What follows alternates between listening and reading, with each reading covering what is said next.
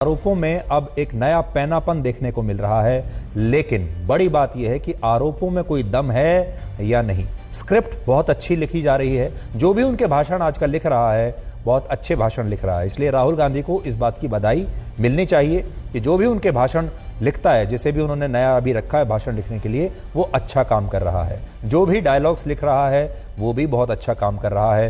राहुल गांधी के भाषणों में अब एक नई धार देखने को मिलती है, उनके बयानों में एक नई धार देखने को मिलती है।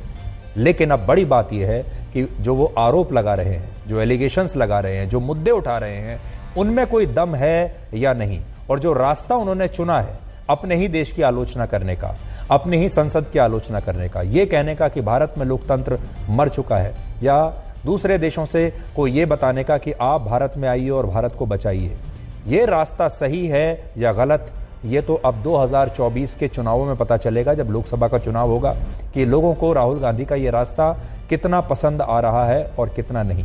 लेकिन राजनीतिक मैच खेलने के लिए, हेडलाइंस लेने के लिए, चैनलों पर एयर टाइम लेने के लिए, अखबारों में हेडलाइंस लेने के लिए उनकी ये स्ट्रैटेजी, ये रणनीति बिल्कुल सही है, ये रणनीति काम कर रही है। लेकिन वो इन आरोपों को सिद्ध कर पाएंगे या नहीं, इन आरोपों के लिए उनके पास तर्क है या नहीं, इस पर अभी थोड़ी शंका है।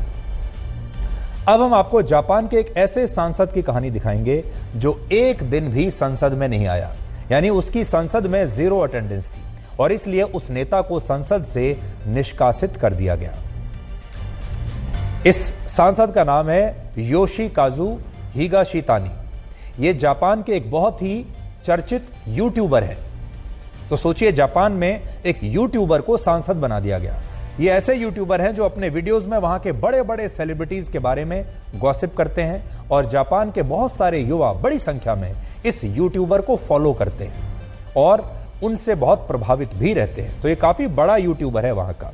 और यही सब देखते हुए जुलाई 2022 में उन्हें वहां की संसद का सदस्य चुना गया था, ताकि सरकार जब अपनी नई नीतियां बनाएं तो उनमें एक ऐसे व्यक्ति की राय भी शामिल हो जो सोशल मीडिया को बहुत अच्छी तरह से समझता है, युवाओं को बहुत अच्छी तरह से समझता है।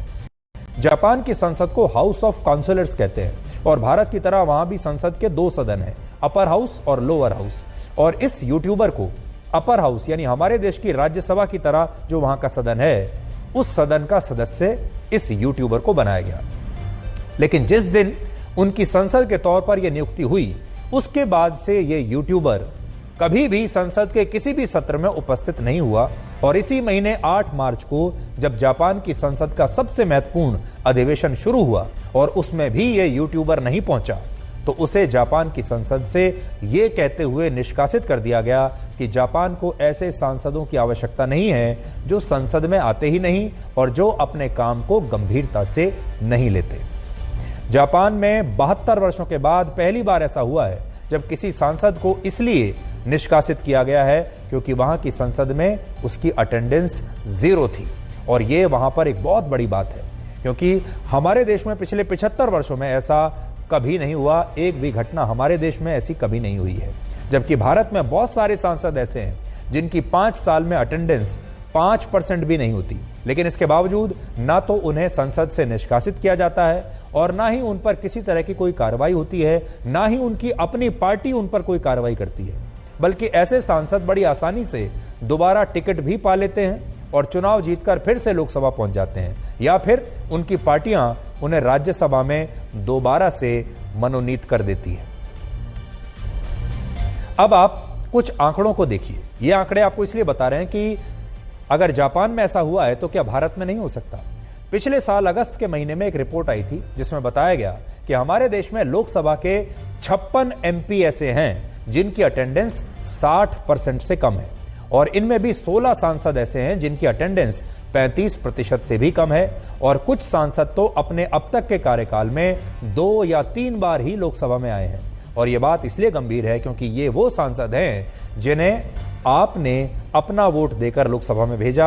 हमारे देश की जनता घंटों लाइन में लगकर अपना काम छोड़कर घर से बाहर निकलती है, गर्मी में घंटों लाइन में खड़ा होती है, तब इन सांसदों को वोट देती है। लेकिन ये सांसद लोकसभा की कार्यवाही में उपस्थित ही नहीं रहते, जो वोटर्स के साथ धोखा है।